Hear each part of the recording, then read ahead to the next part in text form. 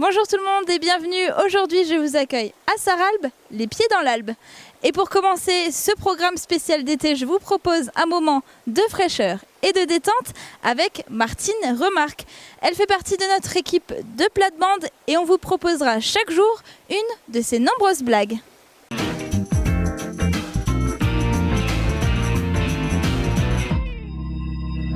Aber einer von den schönsten Salons ist doch der Salon de l'Agriculture, gell, Martin? Wenn da die Bitschelner hingehen, die freuen sich immer da. Ja, da sind ich auch ein bisschen angegangen mit seiner Frau, gell.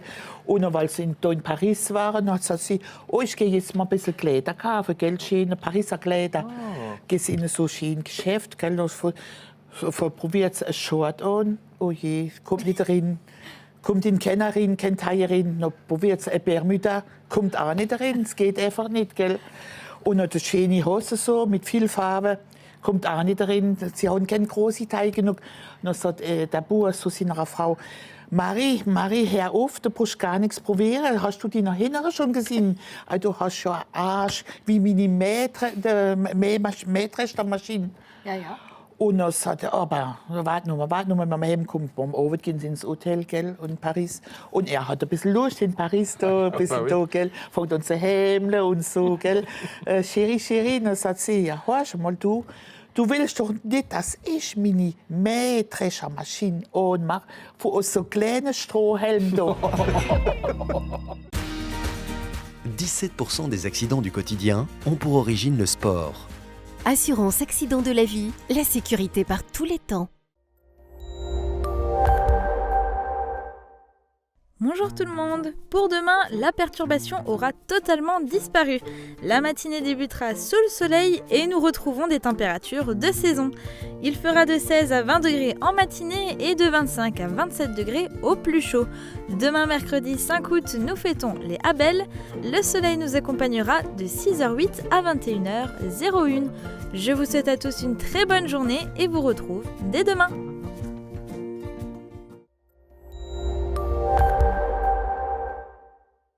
Je parraine un ami et tout le monde y gagne. Mon filleul, ma banque et moi. Au Crédit Mutuel, un client satisfait rayonne. Et cet été, nous allons également vous proposer quelques compilations de petites histoires. Et aujourd'hui, on commence avec les calvaires.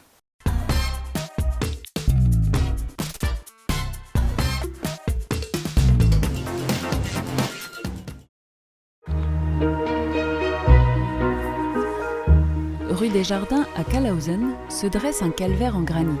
La famille Jacques Laluet l'a fait ériger à sa mémoire. Jacques Laluet a été touché à l'artère fémorale par un éclat d'obus. Des témoins ont rapporté que cet éclat avait d'abord traversé la soutane de l'abbé Schild qui l'accompagnait. Ce fut le dernier obus ayant explosé à Kalausen le 3 janvier 1945.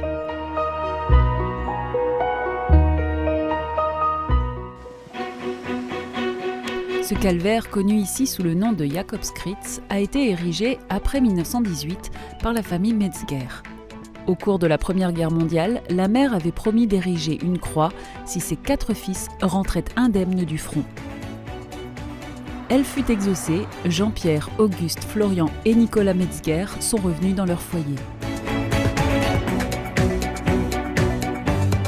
La croix, quant à elle, c'est la Seconde Guerre mondiale qui l'a endommagée. Un char de la 2e DB, venu libérer le village, l'a renversé en passant.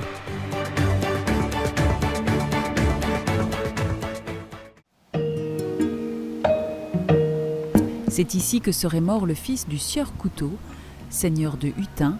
Blessé gravement dans une rixe à Hörmingen, il serait rentré à pied pour s'effondrer non loin de chez lui.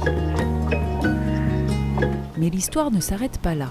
C'est une querelle de voisinage qui serait à l'origine de la rixe. Les juges mettront plus d'1 siècle à régler la question de limite de ban entre Hörmingen et Hutin. Le jeune homme ne serait d'ailleurs pas la seule victime de ces conflits. Son assassin, quant à lui, s'est exilé dans le Palatinat pendant une 40aine d'années. Cette croix de mission sans fioriture, on la trouve en plein champ sur le banc de la commune de Hambach, érigée du temps de l'abbé Louis Pink. Pour l'anecdote, ce prédicateur de la cathédrale de Metz a été mis au placard, en quelque sorte, pour avoir promu en chair l'indépendance politique de l'Alsace-Lorraine. Sa punition, la cure de Hambach, qui l'amènera à s'intéresser aux chants populaires. Ils donneront lieu à 5 volumes dont les groupes plattophones locaux ne cessent de s'inspirer encore aujourd'hui.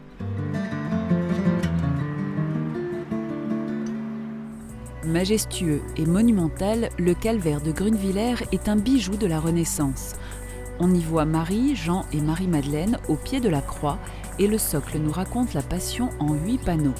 À l'origine, il se trouvait près du cimetière. C'est peut-être parce qu'il est rare et particulièrement exceptionnel qu'en 1939, on l'a démonté et transféré à Cognac, lui épargnant ainsi d'être endommagé par la guerre. À cette époque, il n'est pas le seul à avoir été mis à l'abri. Une croix de chemin de Wieswiller a eu droit au même traitement. En 1941, le calvaire revient et est remonté à l'emplacement qu'il occupe actuellement.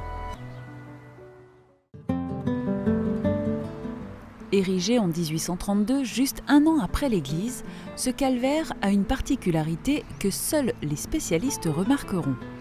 Autour de la croix, le personnage de Marie est placé à droite et Saint Jean à gauche. Une disposition inversée par rapport à ce qui se fait habituellement chez les catholiques, mais qui est courante chez les orthodoxes. Peut-être le curé qui s'occupait de la paroisse d'Ypelin à cette époque était-il en désaccord avec sa hiérarchie et lui a fait un petit pied de nez.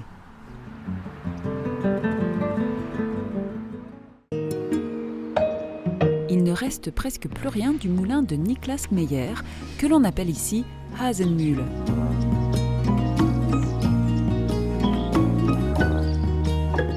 Mais une croix juste à côté rappelle un événement marquant dont le meunier se serait bien passé. En 1784, la Blise sort brutalement de son lit. Surpris par la montée rapide des eaux, Niklas a juste eu le temps de s'agripper à un arbre et y est resté perché pendant 24 heures avant d'être secouru. En remerciement de ce sauvetage, il a fait ériger cette croix 4 ans plus tard.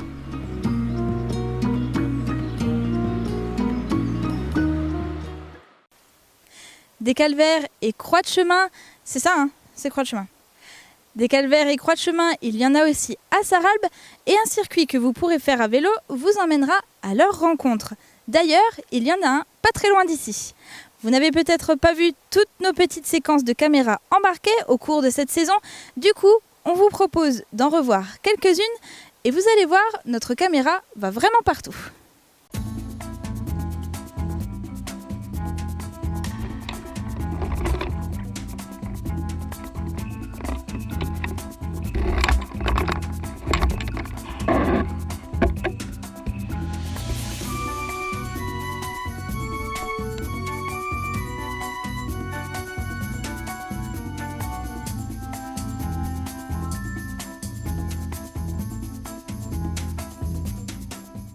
À l'envers, à l'endroit, à l'envers, à l'endroit, à l'endroit, à l'envers, à l'envers, à l'endroit.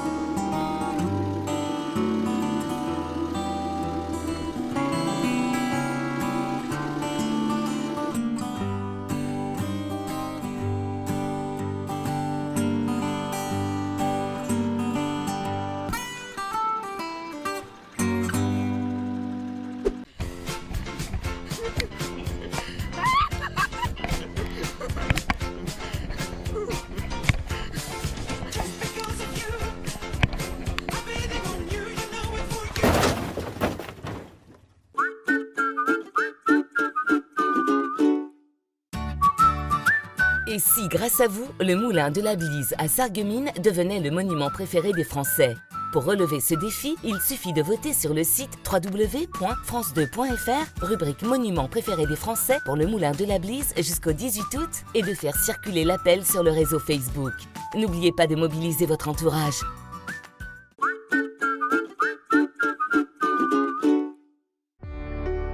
Dans les moments difficiles, on a besoin de professionnels. AVS. Notre métier, vous accompagner. Nous retrouvons à présent derrière le miroir Jean-Marc Carpels, directeur des Cinéma Forum de Sarreguemines. Un homme sympathique à l'œil affûté. Il a sélectionné pour nous le meilleur parmi plus d'une centaine de films en sortie chaque année.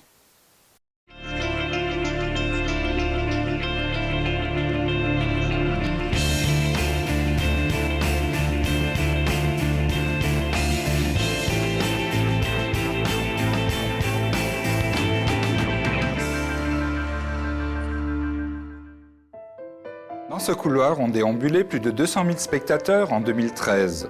Face à nous, le maître des lieux, un homme sympathique à l'œil pétillant. Chaque année, il sélectionne pour nous le best, le meilleur, parmi plusieurs centaines de films.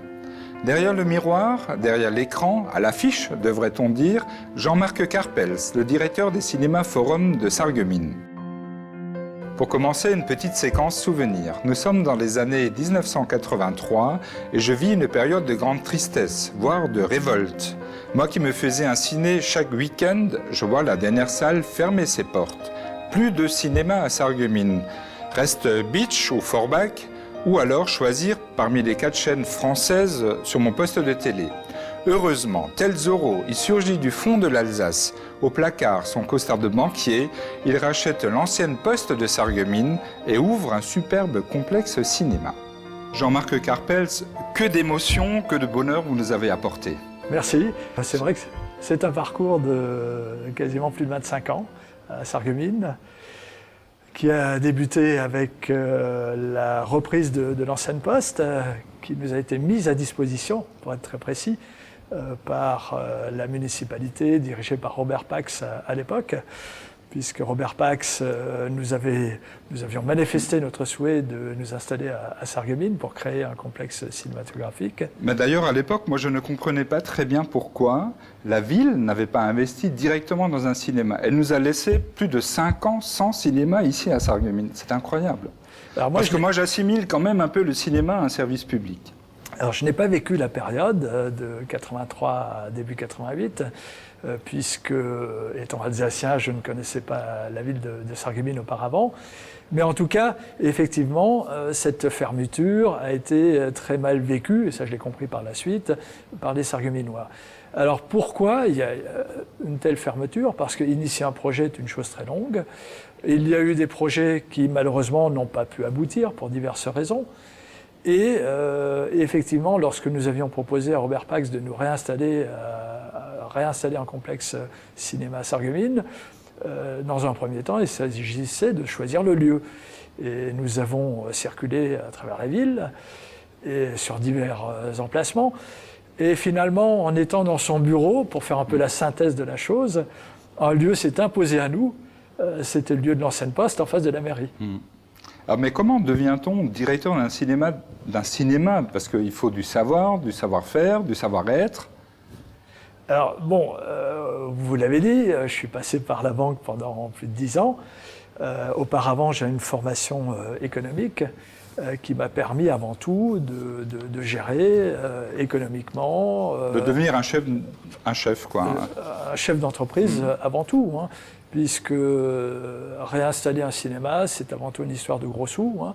C'est des investissements très très lourds, et le nerf de la guerre, c'est de pouvoir mettre en forme le plan de financement nécessaire pour repartir dans cette belle aventure. Après toutes ces années, est-ce qu'il y a des regrets? Est-ce qu'il y a eu des périodes de doute où vous vous êtes dit peut-être banquier, c'était finalement pas trop mal? Des périodes de doute, certainement, parce que nous avons réouvert les salles en 89. Dans les années 91-92, le marché national était au plus bas, puisque le marché national était retombé à 116 millions de spectateurs, ce qui était le niveau le plus bas jamais atteint. Et nous menions une ouverture et même une extension, puisqu'on était rapidement passé de 3 à 4 salles à cette période-là. Donc oui, des périodes de doute, oui. Mais heureusement que par la suite, l'évolution du cinéma nous a donné raison.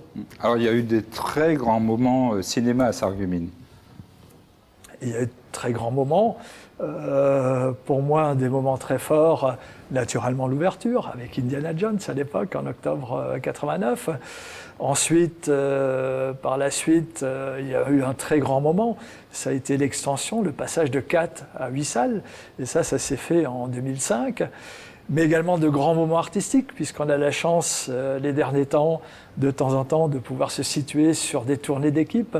Et ça, c'est vraiment mon plaisir personnel, et je pense que le plaisir de tous nos spectateurs. Et les grands acteurs que vous avez côtoyés, ceux qui vous ont marqué le plus? Incontestablement, Jean Dujardin, Danny Boone, mais enfin également d'autres expériences très sympathiques, si ce n'est que la dernière très très récemment avec le réalisateur Edgar Reitz pour IMAT. Plus de 25, entre 25 et 30 000 films sont produits chaque année dans le monde. Je me suis renseigné. Près de 600 obtiennent des contrats de distribution en salle. La sélection des films est finalement un travail d'équilibriste. Quels sont vos critères? Alors effectivement, réaliser un équilibre, avant tout. C'est-à-dire que j'ai souvent coutume de dire que 70% des films se mettent chez nous quasiment en place automatiquement. Parce que le public ne comprendrait pas que des films à venir, comme Les Trois Frères, comme Superchondriac, ne soient pas à l'affiche. Donc ça relève quasiment d'un automatisme. Par contre, notre choix s'opère sur le tiers restant. Et pour justement équilibrer notre programmation entre films grand public, de loisirs, mais des films également plus pointus, d'auteurs, arts et essais. Et c'est là que de semaine en semaine, je souhaite réaliser cet équilibre. Et le spectateur, en moyenne d'âge, vous le situez où? Alors, il est clair que notre cœur de cible réside dans le public de moins de 35-40 ans. On réalise certainement les 2/3 de notre fréquentation. Même si les derniers temps, la part des seniors a tendance à progresser au niveau des salles de cinéma. Alors, difficile à cerner ou à maîtriser, n'est-ce pas, le public. Alors, est-ce que vous avez eu des surprises? Heureusement, oui, des surprises, on en a chaque semaine.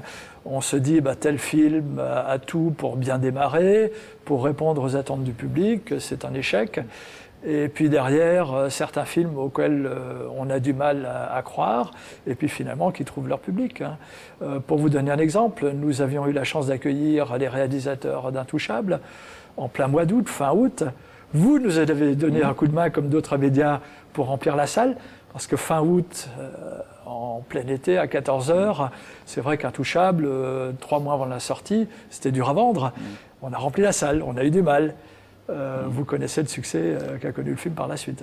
Alors, des moments de stupéfaction, d'incompréhension, de certitude d'un bon résultat et finalement le flop, vous l'avez vécu?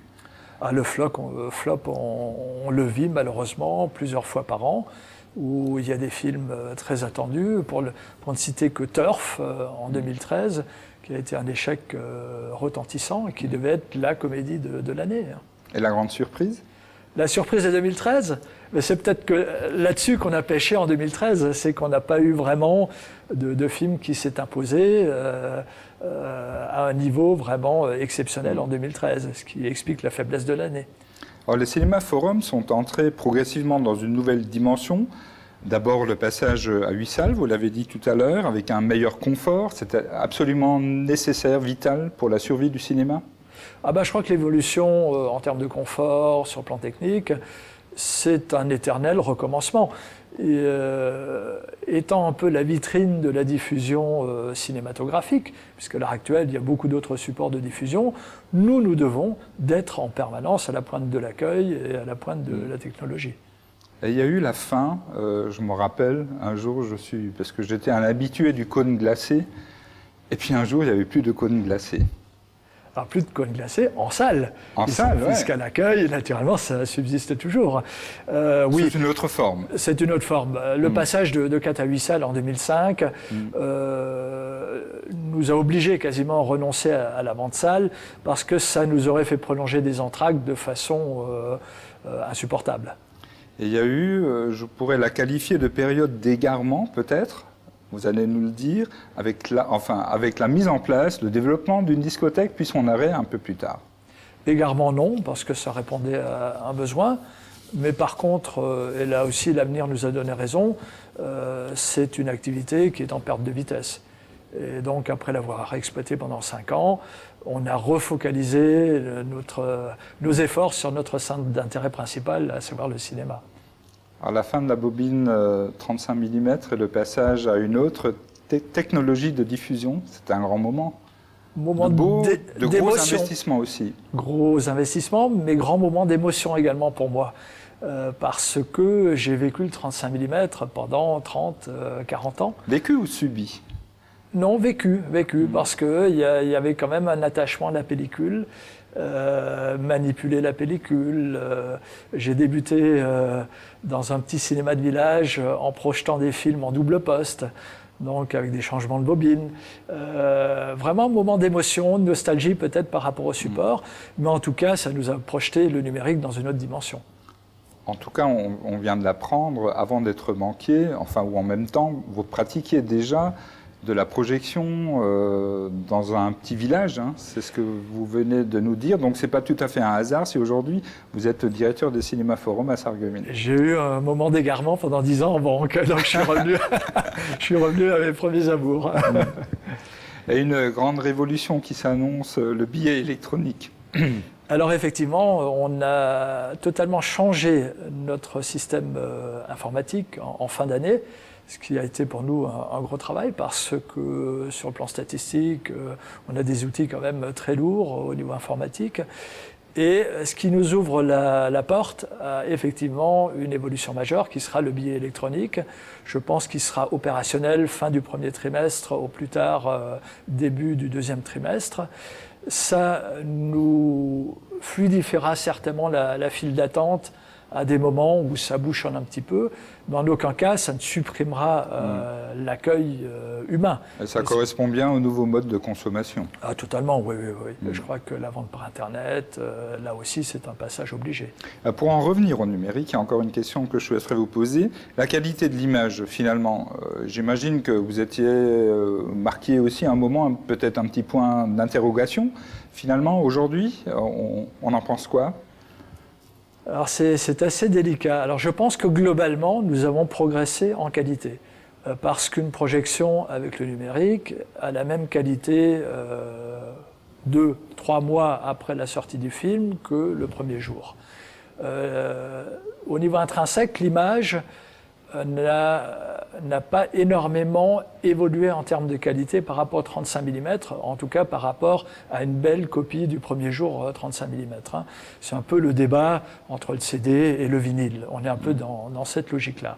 Mais ce qu'on oublie de dire que le numérique a induit une évolution majeure dans nos salles, c'est que nous sommes passés en son 7.1, ce qui n'était pas le cas auparavant, et sur du son 7.1 non compressé. Donc nous avons une qualité de son qui n'est en rien comparable par rapport à celle que nous avions sur un support pellicule auparavant. Il y a eu un peu de baisse de la fréquentation en 2011, donc il manquait un succès populaire, on va dire. Est-ce que Danny Boone sera le sauveur ? Alors, ça a été le cas sur ces 2 dernières réalisations, à savoir Bienvenue chez les Ch'tis, et puis par la suite, Rien à déclarer. Je pense que Superchondriac, de par les premiers retours, c'est absolument exceptionnel. Nous avons rempli la grande salle en l'espace d'une dizaine de jours en pré-vente, ce qui nous a obligés à ouvrir une deuxième salle pour l'avant-première. Donc cette tendance est vraiment très très prometteuse. Après le numérique, la rénovation des salles, le billet électronique, le développement, ça pourrait être quoi ?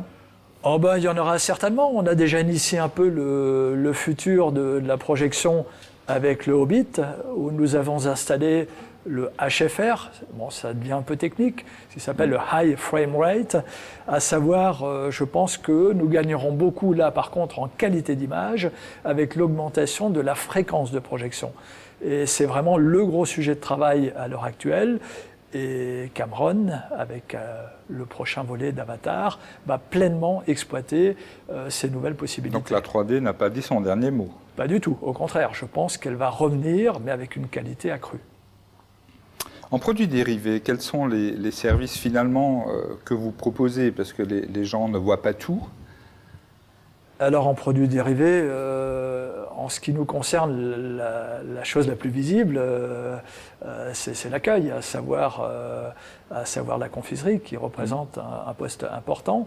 Par contre, effectivement, dans les coulisses, il y a d'autres postes qui contribuent à équilibrer notre compte de résultats, à savoir la publicité. Nous sommes en contrat avec une régie nationale qui s'appelle Mediavision et nous sommes partenaires pour certains... pour le marché local, qui là aussi est un volet important de notre activité.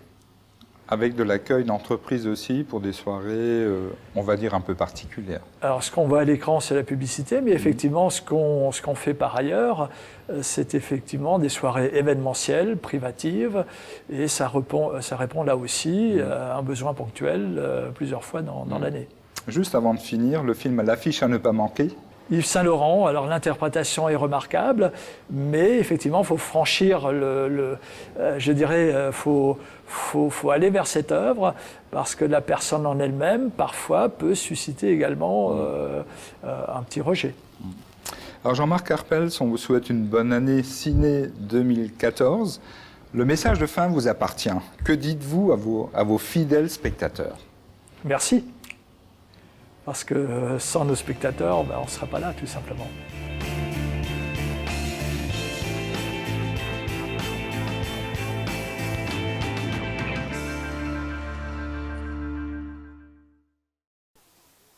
Le 30 minutes, c'est fini pour aujourd'hui, mais avant de vous quitter, une dernière info de sortie. Vous savez sans doute qu'au mois d'août, il y a la Nuit des Étoiles. Eh bien, sachez que le 8 août, le Moulin de la Blise vous propose une après-midi et une soirée d'observation.